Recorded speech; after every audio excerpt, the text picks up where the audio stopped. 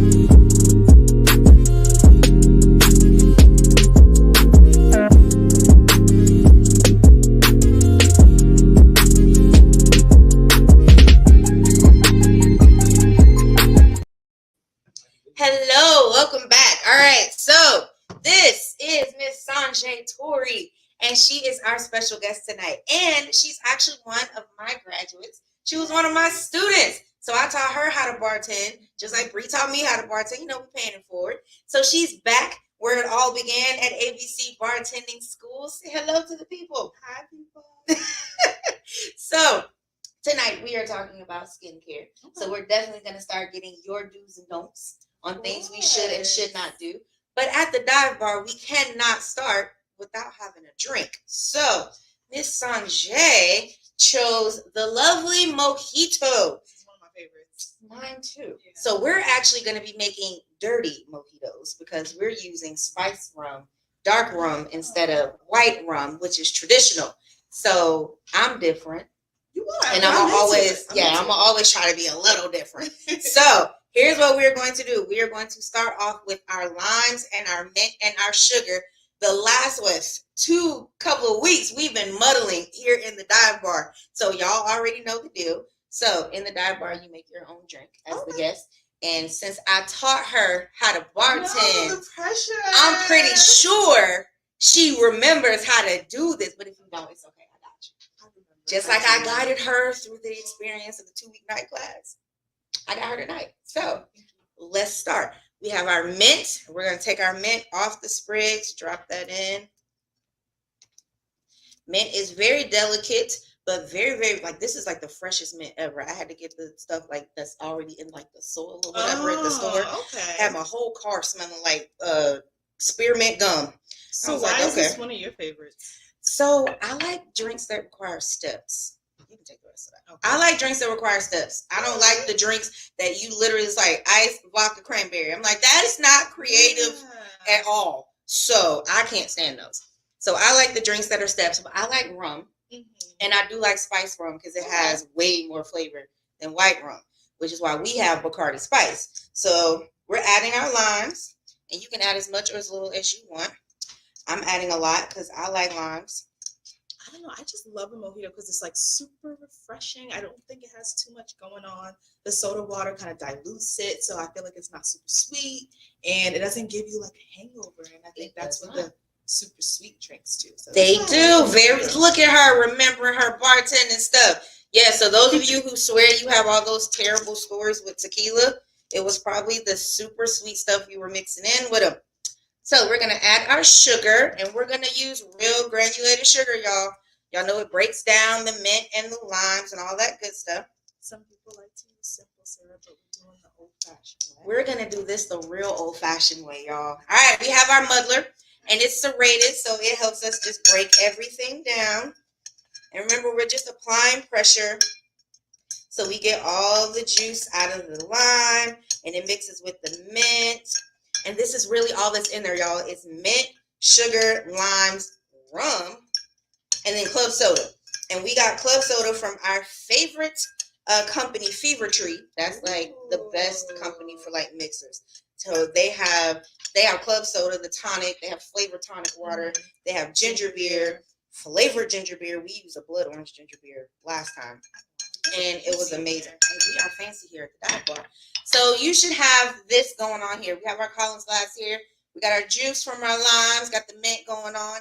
We're going to add a little bit of ice.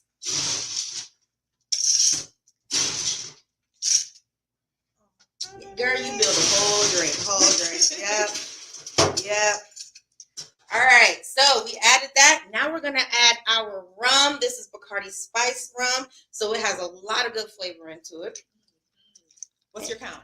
So I'm grown, so I just pour until the ancestors said I've had enough. Okay. I really don't have much of a limit, y'all.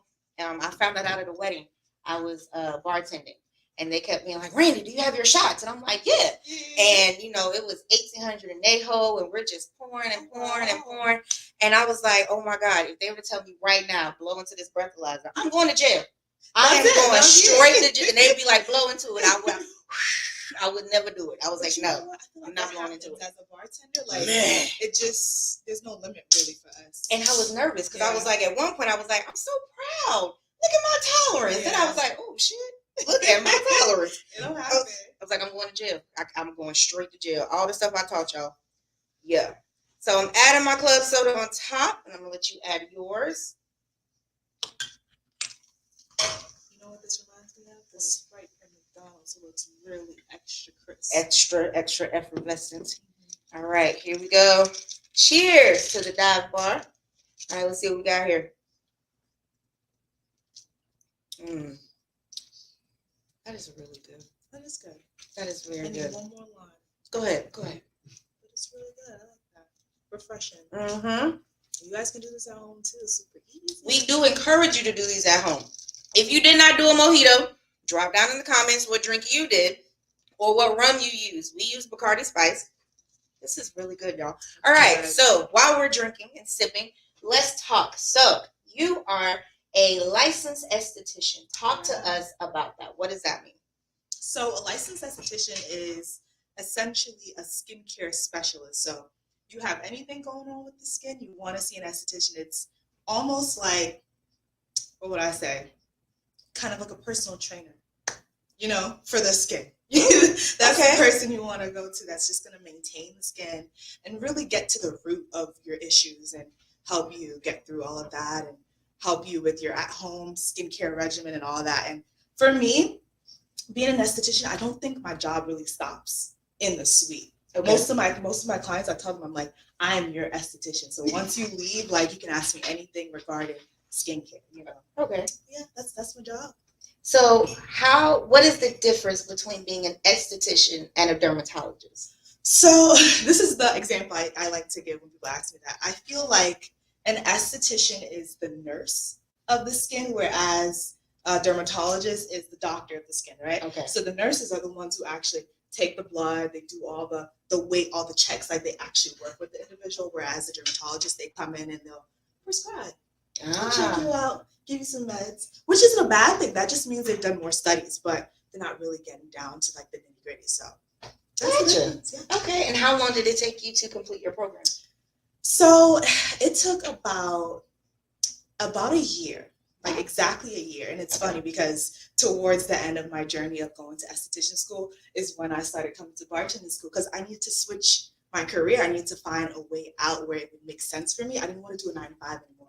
I needed something where I would have time in my day to really pursue my dreams and my goals. So I'm like, I need to transition to like the nightlife so I can have the day open for myself. But it took about a year, and it was hard because I had a 9 to 5, and going to school. I would start school or class, not class. I would start work at 8 a.m., leave at 4, then start class at 5 p.m. till 10. Yeah, and it was a lot. It was a lot, but I was super into it, and I had to finish. So when you were here taking our class, you were doing all 3? All of that. Girl, bless you, because you were here from 6 to 10 with me. Yeah. There was one time we had an exam, and the next day I had to do my state board exam. But that's how I am. If I want to do something, I'm into it, and I'm like straight into it. Yeah. So I'm like doing drills with her, talking about some give me this Madras, give me this Long Island, and you over here talking about some weight. Let me talk about this skincare. We talk about what's going on. Oh wow! But you made it easy for us. It wasn't like, oh, this is a whole other thing for me to like understand or process. Like you made it super easy. It wasn't hard. Like this is fun. I came here, I had fun. I met some really cool people that I'm still like friends with online. Y'all had a good class. It was a good experience. I'm so glad you said that. Y'all heard that? It was a good experience. She had fun. She's still in touch with her classmates. I'm just saying, if you're thinking about bartending, we got you. So I had the pleasure of coming to your suite and getting a facial, and she was so patient because she kept covering my face, and I was like, oh God, I don't like it. But she worked with me, and my skin, y'all, my skin was smooth. I wanted to know, how did it feel? Did it Girl, look? I was doing this all day. Yeah. Just rubbing the hands on the skin. It was nice. You shouldn't do that. Well, you have to tell me that afterwards. I mean, you can't. I'm like, don't touch my face. You can't give me smooth skin and then say don't touch it.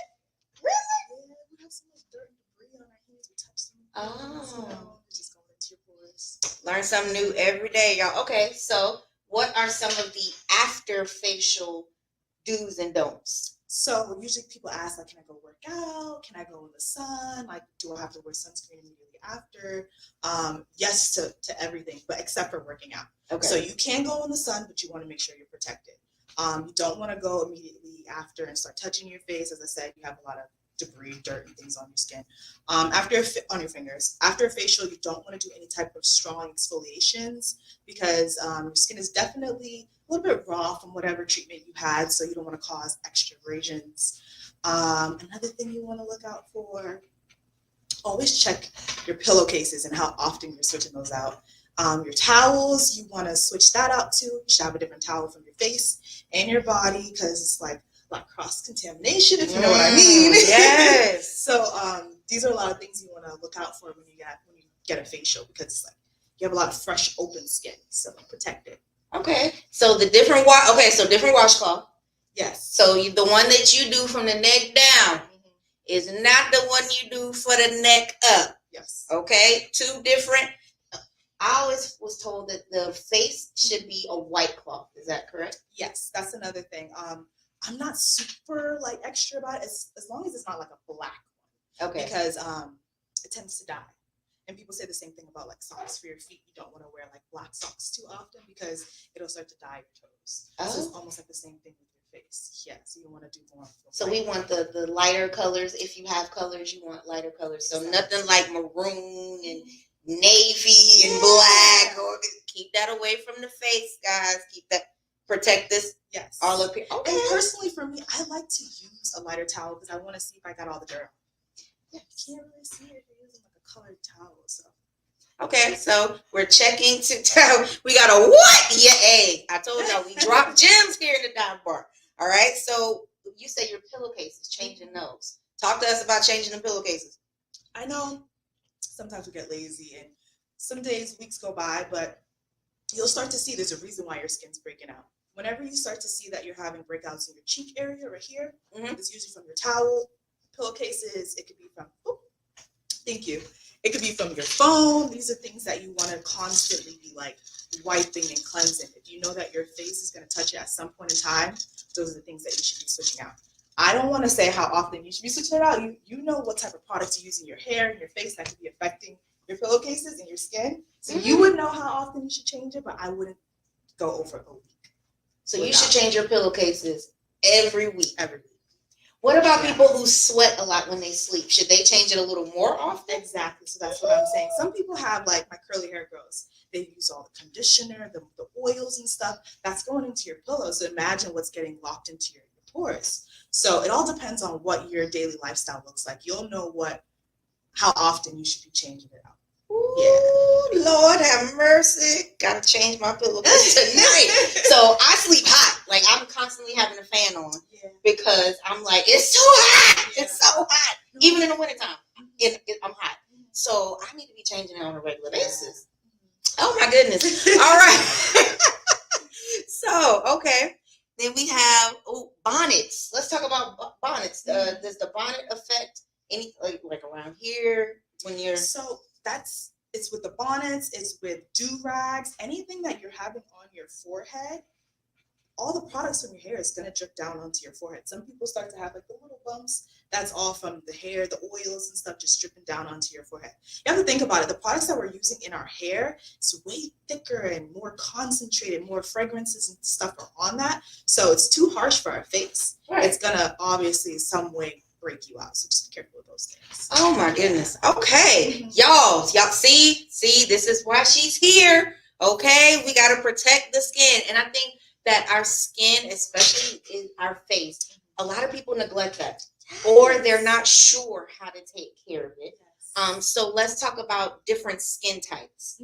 What are the different skin types, those different categories? So for me, I like to look at the skin like more holistically. I don't like to really categorize them as like, this is dry, this is combination normal, because everyone's skin is like so different. But the different skin types, if we're really going to go there, it's just mainly three. You have combination, you have oily, and you have normal to dry. And with those, it all depends on like the way you're eating, like your lifestyle, like how you're working out. Those are things that can be affecting the current state of your skin. Do you have like specific questions about the skin type? Okay, let's see. If you wear a bonnet to bed, can you stretch it as far as washing your pillowcases maybe every 2 weeks instead of one? Thank you, Nita. So is that something like we need to wash it once a week? So I'm quite sure you could stretch it, but it goes back to what I stated. You know what you're doing with your hair, right? You know if you have the braids that are, you put oil in it every day and it's going to make your bonnet greasy, it's going to seep through the bonnet, or if you are like someone that just has straight hair and you never put anything in it, you're going to, you'll start to know. But what I'm saying is do it more often than you don't, because you'll start to see that it's affecting. So at least once a week. And if you're using a lot of like oil-based products, then maybe twice a week. And it's not just the products you're using in your hair, it's the products you're using on your face too, because it's just rubbing onto the pillow. It's just accumulating. And we have just a bunch of dead skin cells. Like we have so many dead skin cells, it's just gonna accumulate on your pillowcases. So you just wanna. Okay, so let's skip the pillowcase. Let's talk about the actual pillow. The pillow. So it's sanitizing the pillow, changing the pillow. Yeah. I mean, because some pillows are not meant to be in the washing machine. So what are ways that we can, with the pillow itself, what are we supposed to be doing with that? So I haven't gotten that deep, that far, but I think if anything, you can always use baking soda. See, baking soda is really good for drawing oils out of things, so maybe that could help. But I would focus more so on the pillowcases, because they say with your pillows itself, you should switch it out every 6 months. Yeah. Ooh, I'm behind schedule, y'all. Because I like my pillow, so I'm like, oh, Lord, okay. Because it loses density and everything after 6 months too. You'll start to see it's flat. When you get a new one, you'll be like, oh my God, I didn't even realize it was so flat. Oh my goodness. I'm way behind schedule. I've had mine quite some time. I'm not even going to tell my business like that. But it's been way longer than 6 months. Okay, so now so we talked about different skin types. Let's talk about the difference between a day and a night routine. What is the purpose for having a different routine for day and night? So the day routine is going to be different in certain aspects, like when it comes to sunscreen. Obviously, at night you don't need the sun protection. At night you might use a retinol because you can't use it in the day because retinols are too strong for like the sun exposure. So there's different things that you're going to have in your morning routine and your night routine that you specifically have to do at those times because of the environment. Okay. If that makes sense. Mm-hmm. But some things that you're going to use at night, like a good leave-in mask or an overnight mask, that needs to be on your skin for a certain amount of hours. So you can use that at night, so it can really seep into your pores. But yeah, those are the main reasons why you would have like a different morning routine to your night routine. For me personally, my routine is somewhat the same. The difference I have from morning and night is my sunscreen, as I stated earlier, and what else? I use like an oil. That's like an oil-based serum to seep into my pores, and I wake up and it's super dewy and glowy. But yeah, that fresh morning thing going on. Okay, so when we're looking at sunscreen, there's like 45 and 60. And how do you determine the SPF that works better for your skin? So the SPF level is not for specific skin types. It's depending on where you're going to be. So if you're going to be out in the sun, like say you're on vacation, you want 50 because you're getting direct exposure. Okay. If you know you're going to be working from home, but you're obviously still going to be affected by the sun rays because UV rays, they penetrate through glass, right? So you want about like 30, right? If you're just going for a walk, obviously like you're not laying in the sun, then you can do over 40. You know what I mean? So it depends on where you are in the environment. Okay. That's when you want to change the levels. I know a lot of times ladies like to say, oh, I have my SPF in my moisturizer, or I have my SPF in my makeup. It's not enough. It's not enough. Oh, wow. You need it separate. It's not as potent. It's diluted once you have it in those other products. So you always want to have your sunscreen separate. I know a lot of times it's like that extra added layers. Like I don't want to do that, but you have to. You can do all the skincare steps in the world. If you don't do sunscreen, there's no point. Oh, it's no point. No point at all. Yeah, the sun is just gonna damage all of that. You need the protection. Okay. Yeah, it's a shield. So it depends on your activity. Yeah. It depends on exposure to the sun. Yes. Does it depend on stuff like some people say you get a better tan on a cloudy day versus not. So does the weather or whatever, does that affect what like SPF level? So that's what I was trying to say earlier. It depends on where you're going to be. Like if it's going to be a super hot day where you're outside in the sun, you want a higher SPF. If it's cloudy, don't think because the clouds are there, the sun's not out. Okay. You know what I mean? You still want the protection, but it could be a little bit lower. It could probably be like the 30 SPF. Okay. Yeah. Cool. All right. So we're going to take another break, and then we're going to come back and we're going to keep going and keep with your questions because we're going to come back to the questions, but we're going to take a quick break. And then we're going to come back with Miss Sanjay answering your skincare questions because she's blowing my whole mind at this moment with this pillowcase situation. So I'm going to definitely have to go give me another one. So we'll be right back right after this.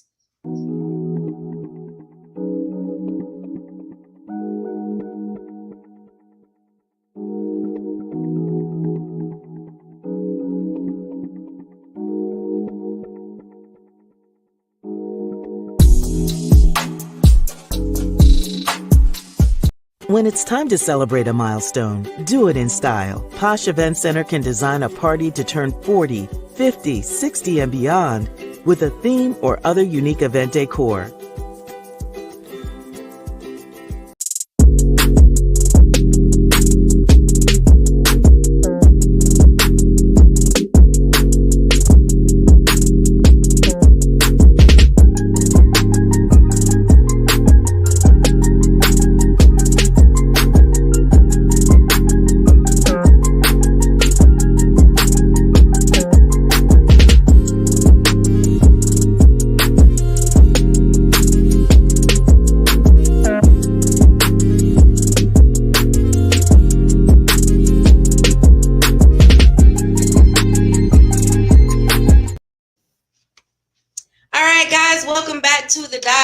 We are here with Miss Sanjay Toure, and we are talking about skincare. Okay, she has been blowing our minds totally and completely with these revelations. Okay, about sunscreen, about your different washcloths and your pillowcase, all that good stuff. So we have some questions before we went to the break. Let's pop those up so we can go ahead and get those questions answered while she is blowing our mind. All right. Can you discuss the correlation between stress and the effects it can have on your skin? Talk to us about stress and skincare. So, my business is called Serene Holistic Beauty, right? So I like to look at the holistic aspect when it comes to all of my clients. I ask them in their skin analysis, are you working out? What are you eating? Or do you have any changes in your diet recently? Are you allergic to anything that you don't really know about? Do you need to get that checked out? Because it's not really what's happening to your skin topically. It's a lot of the times what's going on internally, right? So sometimes it's not just, oh, sorry. I'm sorry, I just got a little distracted. Sometimes it's not just the way you're feeling. Like sometimes it's not the stress of it all. It can just be gut issues that you're having, you know? Okay. Sometimes you need to start taking vitamins. Sometimes you need to start working on like your internal health, right? So stress does have an effect, right? So the correlation between stress and your skin is definitely a real thing. So when you're not taking care of yourself mentally, and you know that self-love that we're always talking about, that's super trendy, it's a real thing. It will manifest in your skin. And we need to focus on really leveling out our anxiety, our stressors, like the things that don't bring us ease in our everyday lives. Those are the things that we actually need to start focusing on, because it will manifest on your skin. So stress does have a strong correlation to it. Oh, wow. Okay, so changing pillowcases, your washcloths, stress. Y'all, we gotta relax. And it's very easy to get stressed out, because you know we are a society that goes and goes and goes and goes, and we got to take some time to just relax. Yeah. So let's talk about sleep, because a lot of people say that's one of the pillars of health. So if lacking in sleep, does that have an effect? Of course. Like for me personally, when I don't sleep, I can always see it in my eyes. And I know that's like really cliche. Like, oh, you have bags. It's a real thing. Like you will have bags, and you'll start to have like the dark circles. And those are all just your body internally trying to show you in a physical manifestation that, hey, I'm tired. Like I need you to take care of me. And this is just another example. Sometimes when people are breaking out, they're like, I don't know why I'm breaking out. Is it because my skin's oily? No, you're breaking out because you're dehydrated. You know what I mean? Wow. Sometimes that could be a reason, and your skin is overproducing oils because you're not giving it enough hydration. You know what I mean? It's confusing sometimes for people to understand, but your body will say to you every time what's going on. So if you're not sleeping, it's gonna show on your face. Oh, wow. It's gonna show. Yeah. So some people don't have oily or combination skin. Yeah. They need more water. Yes. And that's a hard one for the girls to really comprehend. And I don't mean that in a rude way, but it's really kind of hard to understand, because it's like, my skin's oily. Does that mean I need to stay away from oils? No, you actually do the opposite. When your skin's oily, it's telling you that I don't have enough oil, so it's overproducing it. So you need to be putting more oils into it. You need to be hydrating so that you're not going to be oily. Your skin's not going to have to do all that extra work because you're already doing it for it. Okay. Yeah. Gotcha. Yeah. Interesting. Okay. So, let's talk a little bit more about facials, okay, in general, because I think a lot of people, we hear that word. Yes. We don't necessarily know what a facial is. Yeah. We don't know what, it entails, what it's supposed to do. We just all think it gives me pretty skin. So, stress and lack of sleep will be your downfall. Yes, it will. Absolutely. So let's talk about facials. Talk to us about what a facial is and what the purpose of a facial is. Yeah, so a facial is the monthly maintenance of your skin. You need to get a facial once every 4 weeks, so that's once a month. The purpose of a facial is, as I said, to maintain your skin. What it does is strip you from all of the bad decisions and choices that you made in that month, and we come in and we try to just like do like a reset, like a restart for you. Usually facials consist of a double cleanse. If you're a good esthetician, you'll do a skin analysis, so you can really break down what's going on with your client's skin. And this is usually when we do like the suggestions for products for you to use at home. You do an exfoliation, some extractions, my favorite part when you get all the gunk out of your nose and parts of your face. That's my favorite part. So extractions, you do a good mask and some treatment. So that's basically whatever skin concern you have at the moment, whether it's acne, aging skin, fine lines, wrinkles, hyperpigmentation, we treat it at that moment with some sort of topical or like a microdermabrasion, microneedling, whatever service you got at that time. Okay, so let's break down some of these words for people who are not familiar with them. Microdermabrasion. Right. What is that? Microdermabrasion is a deep exfoliation. It usually uses a diamond crystallized tip, and that is supposed to help with the deep exfoliation because it removes that first layer of dead skin. And I know whenever people hear that, it's like, is it going to be super traumatic?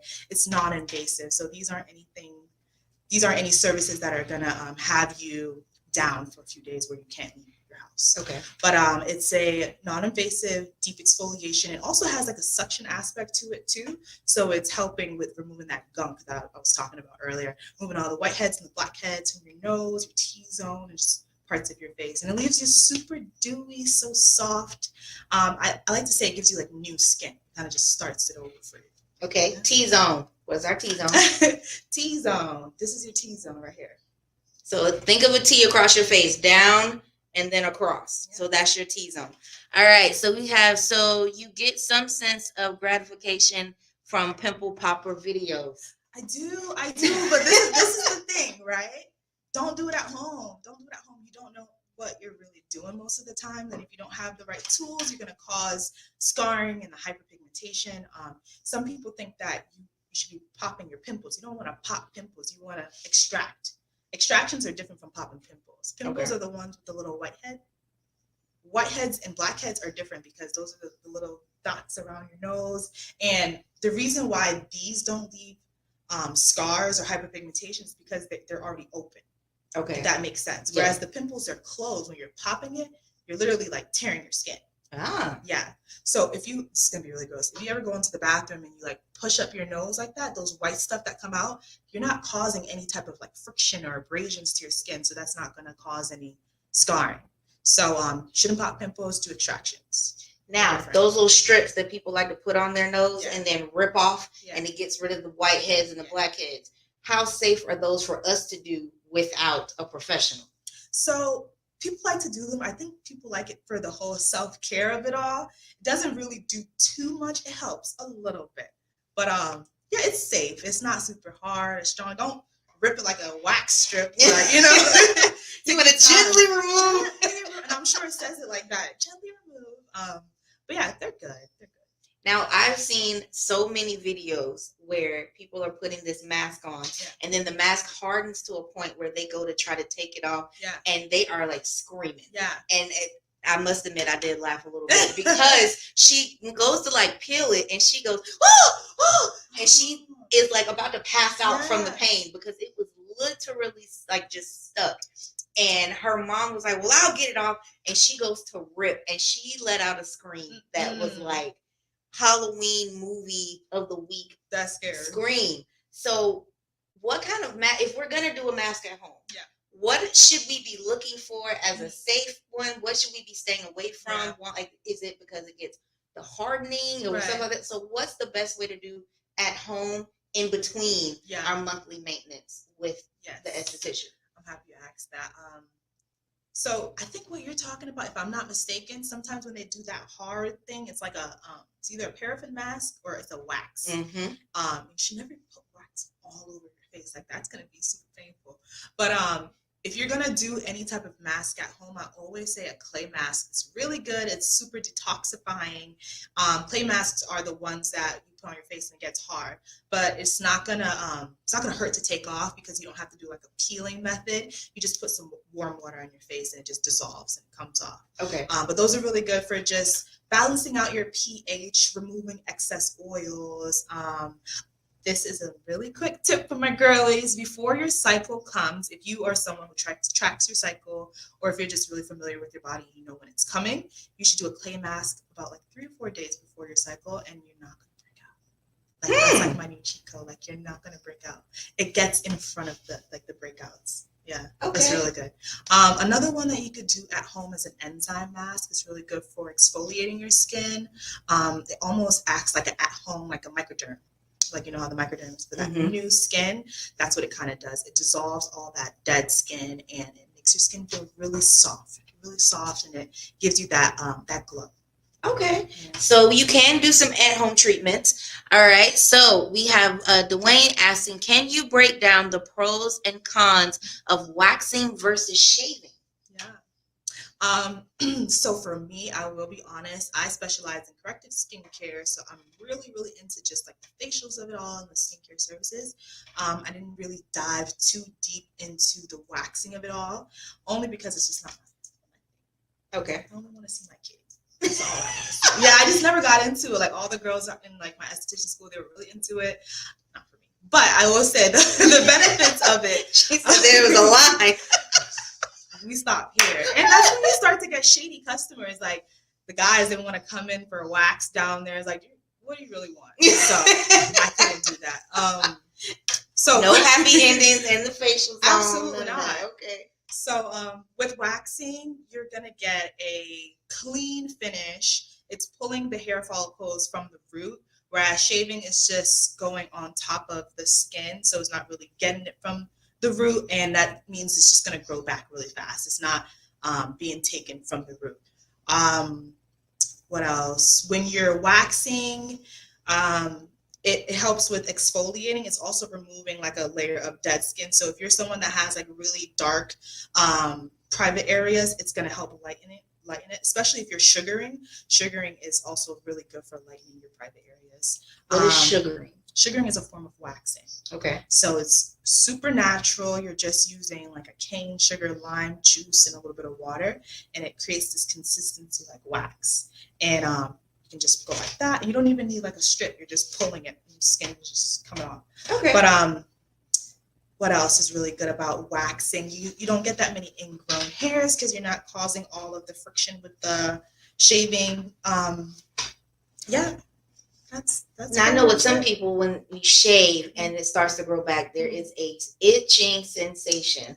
Is that sensation less when you are waxing? Of course, yeah. So with waxing, you get in front of that because you're not doing all the friction.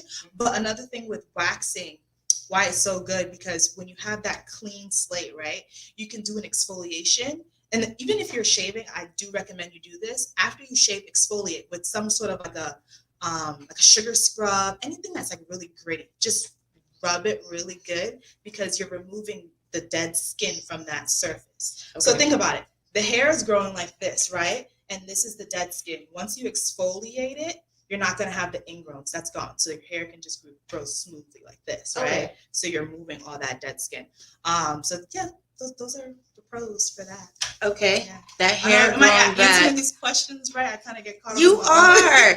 That hair growing back is the devil's rage. Exfoliate. That is the key. I'll tell you. Every time you wax or shave, exfoliate before and after. Okay. So if let's say you shave right in that moment, exfoliate then or wait a day? After. Right after. Okay. Right after, because you're stimulating all the hair and removing all that dead skin so that the hair can just grow smoothly. And you're not going to get that many ingrowns too. Okay. So there's no waiting period between the shaving and the waxing and exfoliating. Yeah, you don't have to wait. You could do it that day after. Okay. Gotcha. I mean, that day of or after. Gotcha. All right.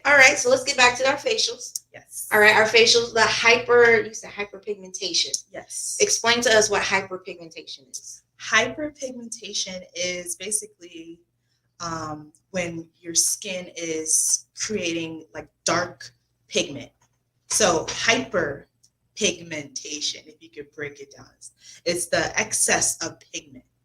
So it's extra pigment, making it darker compared to the other parts of your skin. And you can get hyperpigmentation from scarring. You can get it from rosacea, any type of skin conditions that you have. And hyperpigmentation can be treated in a lot of different ways. You can use topical skin products, or you can do treatments like a microneedling, which is my favorite treatment at the moment. It's on the pricey side, but it's just so good. Microneedling, microdermabrasion is really good for that too, and chemical peels, which everyone loves at the moment.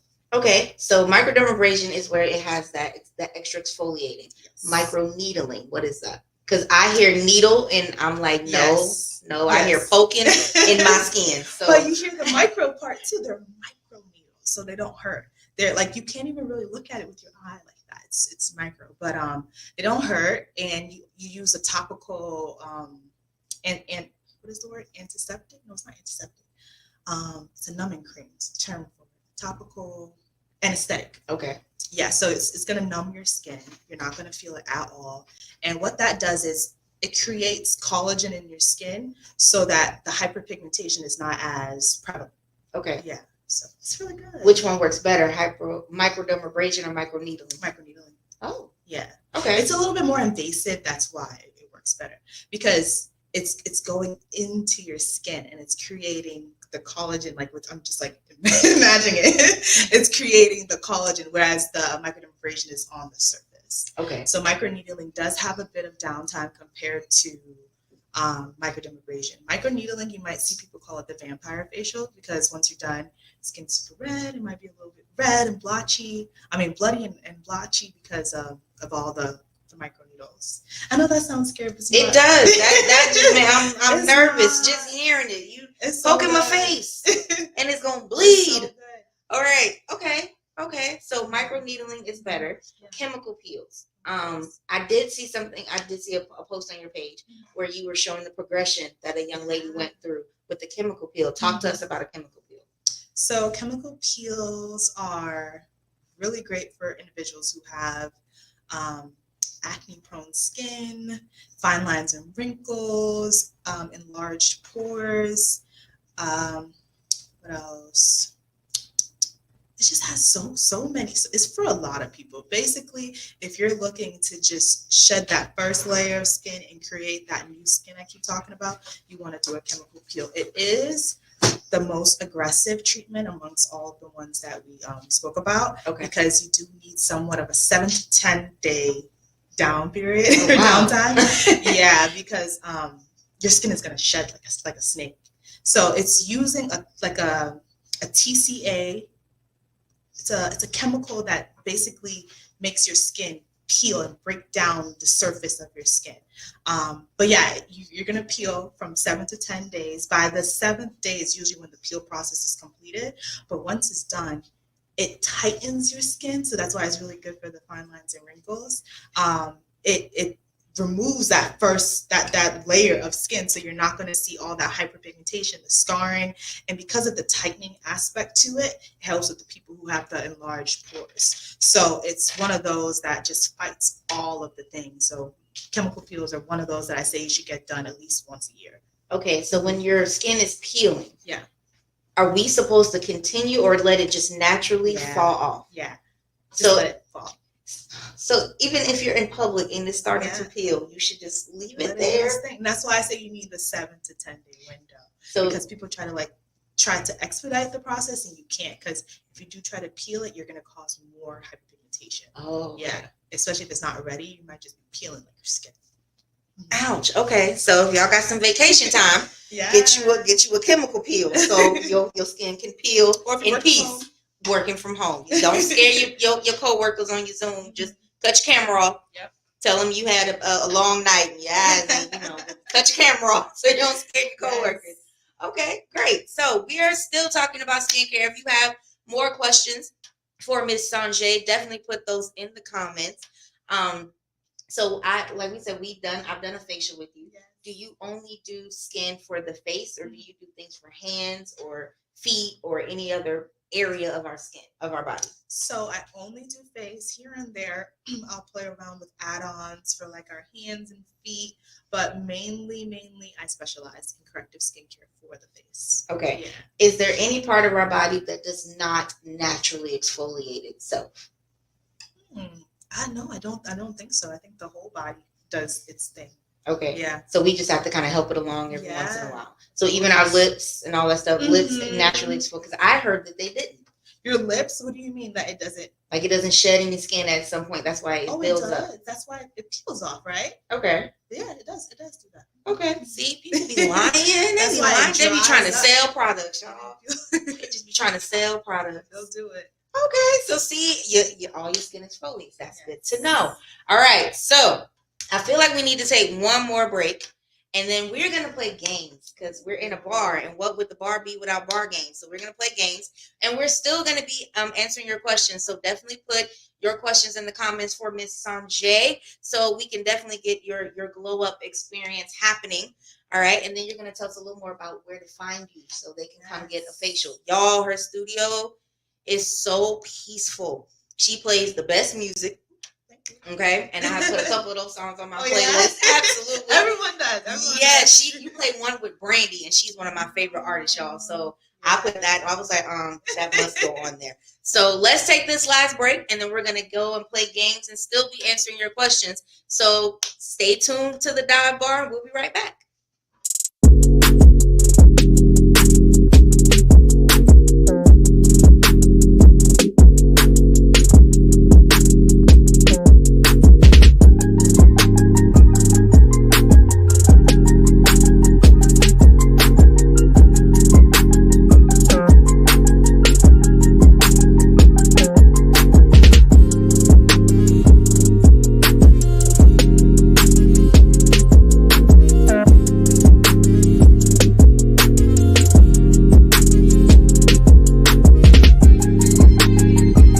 When it's time to celebrate a milestone, do it in style. Posh Event Center can design a party to turn 40, 50, 60, and beyond with a theme or other unique event decor.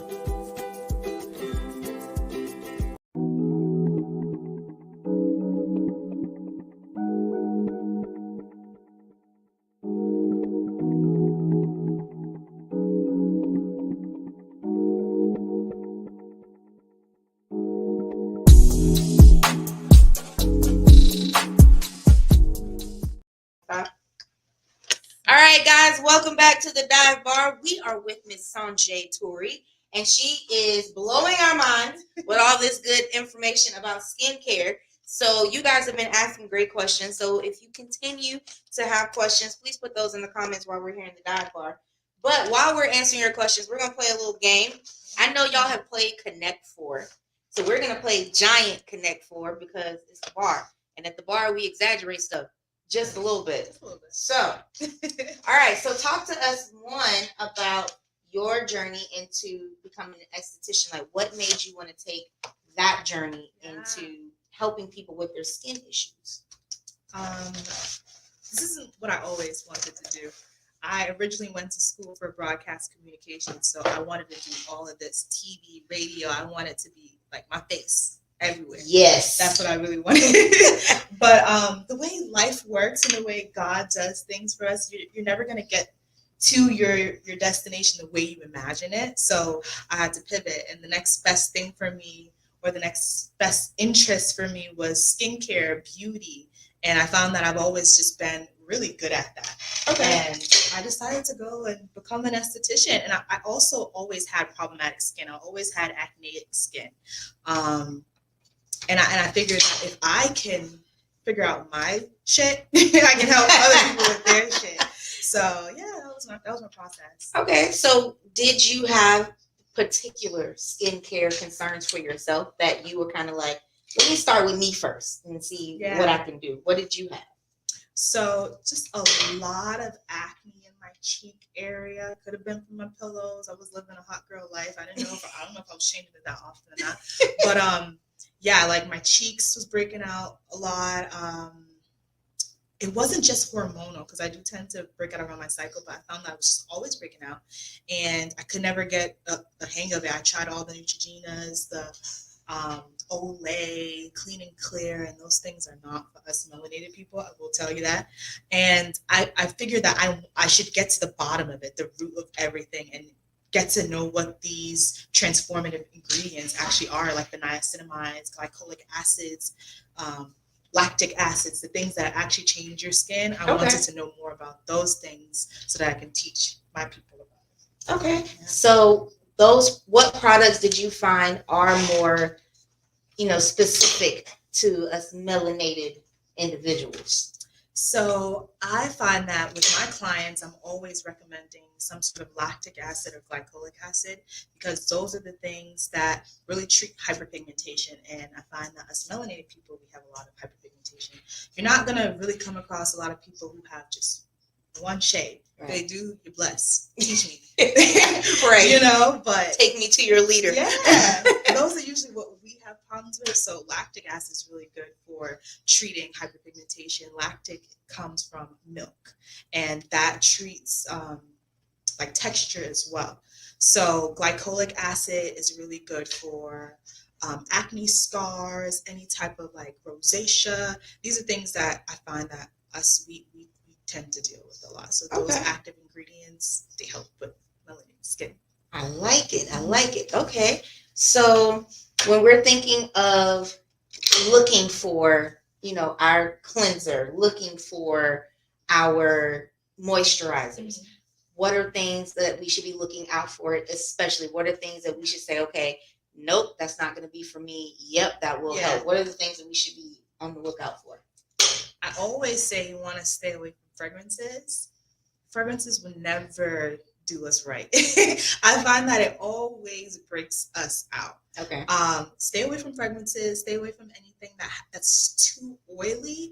A lot of people got into the whole coconut oil phase where they're just putting it all over their face, and it's super comedogenic. Just basically means a thicker oil that's going to clog your pores.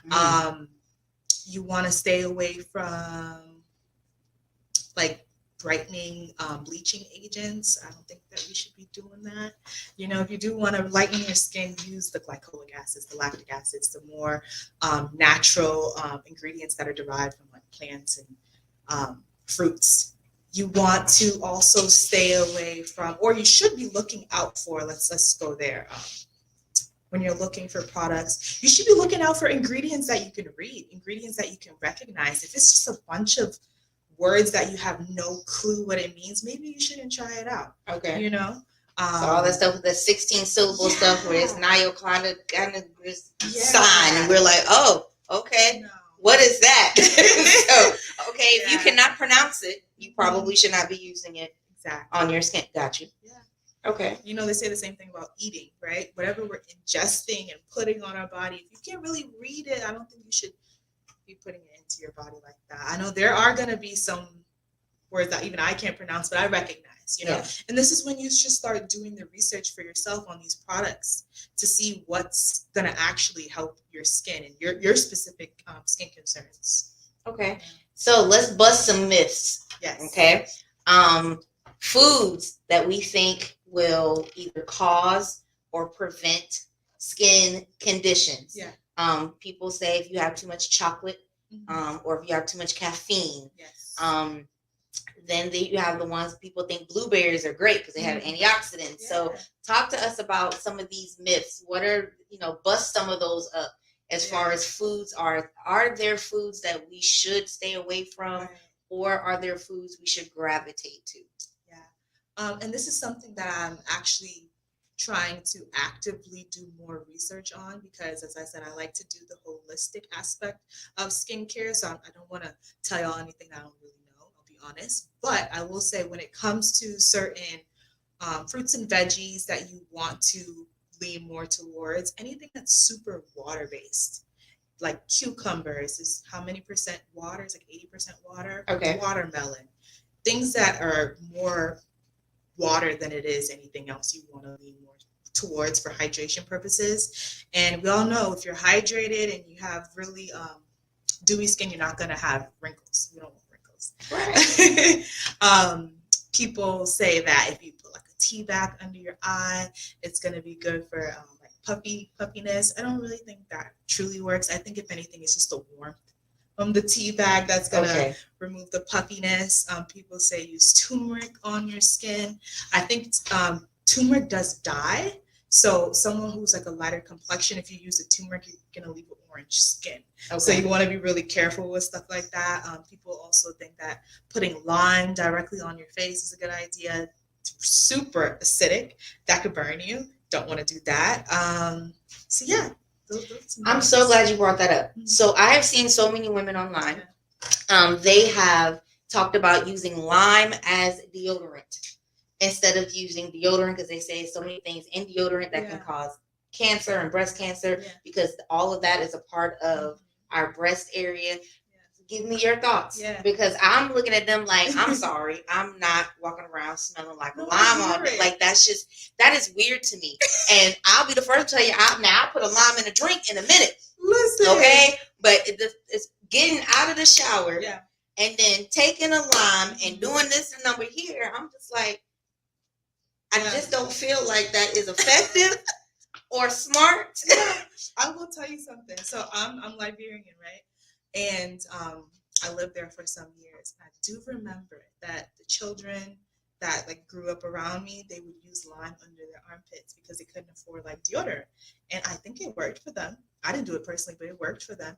But now I'm educated. I know how acidic lime is. I don't think it's smart to put it directly on your skin. You probably want to dilute it with some sort of like a olive oil or something that's gonna bring the pH of it lower. Okay. Because you don't want to burn yourself. But I have been making that transition towards like the aluminum free deodorant because I want to be as clean as possible. My boyfriend is here nodding his head because he's in an amen corner status right now. He is like a clean freak, like no fluoride in your toothpaste. So that's my next transition. But my armpits is sweating right now because I don't have deodorant on. I have this aluminum free one and it doesn't have the antiperspirant on it, so it doesn't really block you from sweating. So you're gonna sweat and your body is gonna have its natural excretions, but it's supposed to do that. That's what your body's supposed to do. The aluminum is just stopping your body from releasing all the toxins from sweating is a good thing. It's a good thing. Okay. That's all toxins coming from your body. Think about it, if we never peed, it's toxin, right? Gotcha. Yeah. So if we never sweat, we're holding toxins in. Yeah. So we want something that, so with deodorant, I mean, most of the time we want the one that is the antiperspirant. So it keeps us from sweating because we feel like it keeps us from smelling poorly. Right. So it's just your diet, whatever you're eating. So and I remember I told my boyfriend that I'm like, but what if I start to smell bad? He's like, it's okay, babe. That just means that you need to eat better. That's your body telling you need to eat better. Damn. I'm like, wow. But what if I'm not ready for that part of the process? Like, I don't want to be that real just yet. But it's the truth. If I do smell, I'm like, maybe I'm not eating right now. Wow. But my deodorant, I don't know what the percentage of it, but it's mainly essential oils and it's ethanol. So just alcohol and essential oils, and that's Do you know the brand that you're using? No, I don't. But I got it from Target. Like when you go to not Target, Marshalls. When you go to those aisles with all the little knickknacks of skincare things, I got it from there. So aluminum free deodorant. I'm sweating like crazy though. I'll tell you. Oh, I don't know if I'm ready for that, y'all. We've been practicing our whole life not to. As soon as you sweat, what deodorant are you using? You want to go get a stronger one. No. Then they're talking about some strong enough for a man, pH balance for a woman, because we're not supposed to be sweating. So now Lord, she's changing our whole thought process. Okay. So let's talk about some of the skincare tools that are like super popular, and let's talk about yay or nay. Okay. So the ones that it looks like marble, we know it's not really marble, but it has that marble, and it's that roller that you roll on your skin. One, is it effective? And two, what is it supposed to be doing? It's effective for whatever you want it to be. So it's meant to be for shaping and framing your face and doing like a lymphatic massage on your face. So it's supposed to remove like inflammation and like excess fluid from your face and like frame your face. So if you do like this every day, at some point it's gonna, tighten up. It's gonna tighten up a little bit. Okay. So if you're doing it the right way, it's going to have that effect. Some people like it simply because it's a part of their self-care process. It's just soothing. Okay. And I have one for that purpose. If I do like all my things and I'm like, let me get out this tool, and it just feels good. Right. But I'm not constantly doing it every day, so it's obviously not going to have that effect. But if you're doing it the right way, consistently, it'll have its benefits. So when you're rolling, are we always going up? What about our forehead area? Is it like up or are we going across the forehead? You usually kind of want to go in the direction of your eyebrows. But if you look up online, like Geisha is Guasha, 2 words. If you look that up, facial massage techniques, you'll see a lot of them that have like arrows in the directions of where you should be doing it. Okay. But most skincare, anything, we want to do upward motion.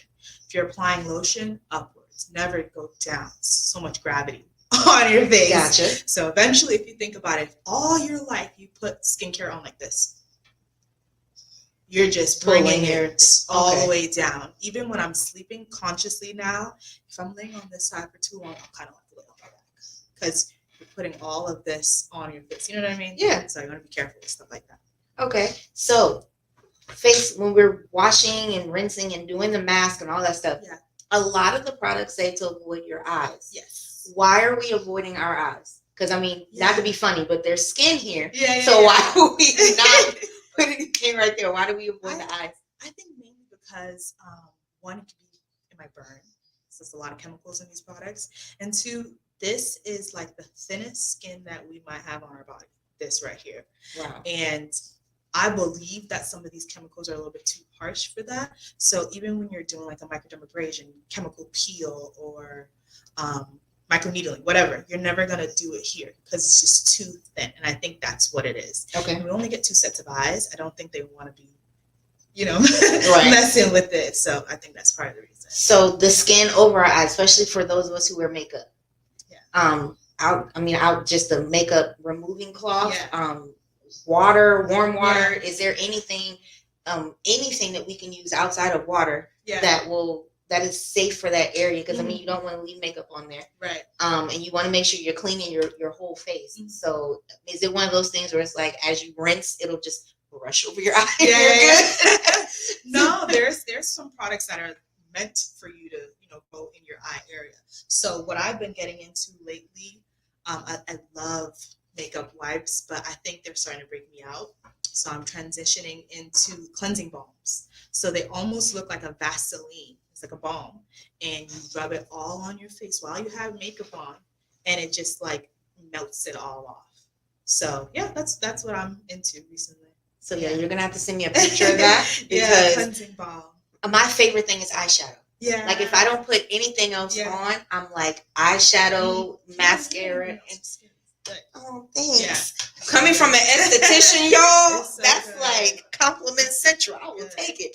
But but I love eyeshadow. I love being, the multiple colors that make it dramatic. I love purples because they really bring out my brown eyes. So it's like that with mascara and eyeliner. So I'm like, oh crap, I cannot. I'm always like, I can't sleep in it. I know that much. So I have to take stuff off. But I just want to make sure, Yeah, listen, makeup remover wipes, I'm also not all the way there with that. I think we should stop using makeup remover wipes. One, because a lot of the times they have a lot of fragrances in it. But cleansing balms, really good. You can find some that are like natural, don't have the fragrances, parabens, or anything like that in it. Another thing you can use is like a micellar water or like a toner. Those are really good. You put a few drops on around like a pad, and you get around your eyes. So a toner. Yeah, not a toner. It's more like a micellar water. So it's like a hydrating essence type of situation, but it also removes your makeup and any extra debris on your face. I love it. Okay, so I just want to point out that I'm close to beating you. So before we finish out, let's talk more about your studio. Talk to us about the name of your business and how you came to it, and then talk to us about your studio. So the business is Serene Holistic Beauty. It's funny, a lot of times clients will call me and they'll be like, "Hi, it's Serene." Oh, you guys think that's my name? No, it's not. But I think I wanted to embody the name. I wanted my business to embody the name, Serene Holistic Beauty. And whenever I say, I almost just like feel it. You know what I mean? It's serene. I want you to come in there and feel serenity. And it's a holistic aspect or a holistic approach to beauty. A lot of my products I use are really clean, natural, women-owned. What else? My sweet, the aromas, smells, the music, the lighting. It has an effect on every part of your body, your smell, your sense, like all your senses, you know. It does. And I want you to go in there and feel so light. A lot of times people start to snore. And they're like, oh, I'm sorry. And I'm like, no, please, that's a compliment. Like, that makes me feel like it worked. I Yes. did. Yeah, literally, that's the feeling. Yes. Like, if they don't take a nap, I'm like, dang, am I not doing it? It's like, girl, you need more aroma. You need to put that candle near closer to you. You know, Go to sleep. But that shows me that the space that I curated for my people it's doing its thing. Right. So yeah, my space that's my safe space. I love it in there. Yeah. So I will say it is that. Yeah. Even just the colors of the wall, like it's very calming. And it's when you go in there, like when I first went in there, I started to whisper. It was kind of like I was like, hey girl, it's so nice. Like I felt like to use your inside voice, because it's one of those just like calming. It was. And when I walked outside and hit that sun, I was like, oh my God, I want to go back inside to the cocoon of peace. But it does do that. It absolutely does that. So what are some of your favorite services that you provide? The thing where when someone is like, I want to do that, you're like, yes, because that's my favorite. Dermaplaning. So I like microneedling because it has long-term effects, but dermaplaning is my favorite because you can see instant results. Dermaplaning is when you use a scalpel and it takes off that first layer of dead skin as well as peach fuzz. And I know a lot of times that when women are wearing, I'm like stuttering because you guys are drinking. I know. Welcome to the dive bar. She's cut off, guys. She's cut off. She has a designated driver, I swear. A lot of times women, when we're wearing makeup, you'll see that it's not as smooth. And it's simply because we have a lot of like the facial hair. So with dermaplaning, you're removing that. And another good part about dermaplaning is your products are going to absorb, or your skin is going to absorb your products much better because you don't have that layer anymore. You just removed it. And you leave looking so good. Like it's just so shiny. Yes. It's smooth. Like it looks like you left from getting a facial. Okay, so microdermabrasion and dermaplaning, can that happen in the same facial? No. Okay. Because dermaplaning is like removing that first layer of dead skin, so it's raw. It's not raw, but it's like new skin, baby skin. Yeah. Okay. And then if you do the microdermabrasion, it's too much. Gotcha. Yeah. So you have to pick one or the other. Well, that's what most of these treatments, you can't do both of them in the same day because they'll cause a lot of abrasion. Okay. Yeah. I love it. So let's check our comments. Do we have any last minute questions for our expert in skincare? And as of right now, you are an expert in skincare. So if you have any other questions that you want to ask, go ahead and drop those in the comments. And again, I'm trying to get you to have a good chance. So I think it's even right now. It's anyone's game. It's your turn, man. It's your go. It's your go. I've been chit-chatting. The conversation's too good. I know. That's what we do here in the dive bar. You know what? I think I'm going to let you win because this is your spot and I don't want to do this to you. I don't like for people to let me win. Ooh. What's your favorite skincare product that you use at home? Ooh, I have probably my mask because I like the way it feels right when we take it off. Like that is probably that. Ooh, that's my favorite thing. I'll win. What would you recommend for the over 40 female crowd? Hey, Cheryl, y'all. She's one of our other podcast hosts in I Am Woe Media Group, and so Cheryl had a all the way live discussion on Monday. So go back and watch the replay Monday from her show. Okay. So let's answer this question. What do you recommend for the over 40 lovelies? Yeah. You want to hydrate as much as possible. Hydration is going to cause your skin to look younger and more youthful. You want to use hyaluronic acid. That's a hydrating serum. Always use that like every day. That's a serum that you can use every day and it's not going to cause any type of irritation to your skin. Another thing is peptide moisturizer. Peptides are anti-aging. So anything that has peptides, when you're looking for skincare, you're good to go. Now, is that in the cleanser or the moisturizer? Moisturizer, but Okay. it can come in many different skincare products. So if you're looking for something and it has peptides, you're gonna be like, this is it. This is good for anti-aging. What else is good? Under eye creams. When it comes to under eye creams, because our eye area is so sensitive, I always say you don't want to do anything too cheap. You want to go to a more higher end product, and that's when it's going to be more effective. What else? Yeah, just get regular facials with me. Exactly, with her. Don't go to just anybody now. Don't take all this good information somewhere else. Go with her. Okay. And even if it's not with me, not to cut you off, just the monthly facials and doing like your non-invasive treatments, the microdermabrasion, the dermaplaning, all these things will make your skin look youthful. And I don't think youthful is what we should be like aiming towards, but it'll make it look, what's the word I should Clearer, say? cleaner, healthier. Okay. Because youth is not what we're really striving for. We're all gonna age gracefully, especially if you're taking care of your skin. So. And you mentioned earlier about hydration. She said, thank you for the tips. You mentioned hydration. So drinking water and eating foods that are water-based. Mm-hmm. So those are things that can definitely help. So if you just don't want to walk around with a gallon of water all day, grab you some cucumbers. Isn't celery mostly water? Yeah, it's another one. So things like that to keep hydration in your body. Clean eating. She did mention that. So that means we need to stay away from certain things. Now, it doesn't mean you have to cut it out completely, but moderation, and try to lean more towards the healthier versions, the healthier things. All right. So we are going to wrap up. I don't know if you want to try to play again because I won. Just want to point that out. I did win. But guys, thank you so much for tuning in. We want to thank you for coming to the dive bar. It has been an absolute pleasure. I always love seeing my graduates, seeing my students, seeing how great they're doing. And I'm definitely going to come see you soon because I need another facial. Like, the atmosphere is amazing. Tune in next week because next week you guys are going to get to meet my mommy. She is coming in to the dive bar and she's going to talk about her journey battling and surviving breast cancer. October is Breast Cancer Awareness Month, so we're going to be kicking that off with her sharing her story. I'm pretty sure I'm probably going to cry.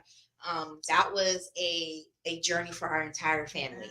That was the first time anyone close to us in our immediate family had dealt with cancer. So it was more like, we've seen friends or of the family and things like that go through it. But to have my mom go through it, like once you hear that word, it was kind of like, how do I live life? Right. Yeah. It was a very, very heavy word. And I kind of knew something was wrong when I was like, hey, how's your test going? She was like, are you driving? And I was like, yeah. And she was like, well, call me back when you're not driving. I was like, damn it. And I was like, I don't want to call her back because I know what she was about to say. But I had to call her back because I'm like, it's my mom. But mom is coming. If she couldn't, no, she is not cooking. She told us when we turned 18, she was done cooking for us. That's why she taught us how to cook. My mom would be the first one to look at us and be like, what you cooking? Okay. So, yeah, she was like, visitor, is she not? She's, even if you in her house, we get her to cook once a year, y'all. And that is New Year's, and she makes brunch because nobody can duplicate her pancakes. We have watched her. We have made pancakes with her, and never, ever do our pancakes turn out like hers. So that is our thing. We get her to cook once a year. That's the only time when she doesn't argue with us. So we get pancakes January 1st. January 2nd through December 31st, we are on our own, or we are cooking for her. Right, that's it. So we always soak up the pancakes on that day because they're made with love. It's got to be wild.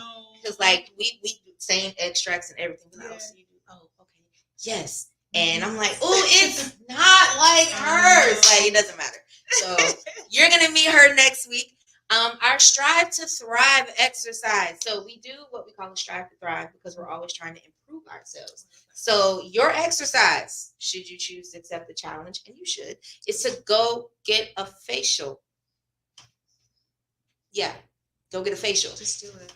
Create a skincare regimen for yourself so you can have your beautiful, healthy skin and love the skin that you are in and experience your own personal glow up.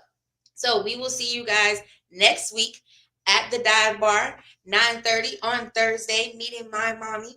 And remember, you were designed to thrive. Stick to the plan. We will see you guys next week. Have an amazing weekend. Thank you again. It's been a pleasure. Mwah. Good night, guys.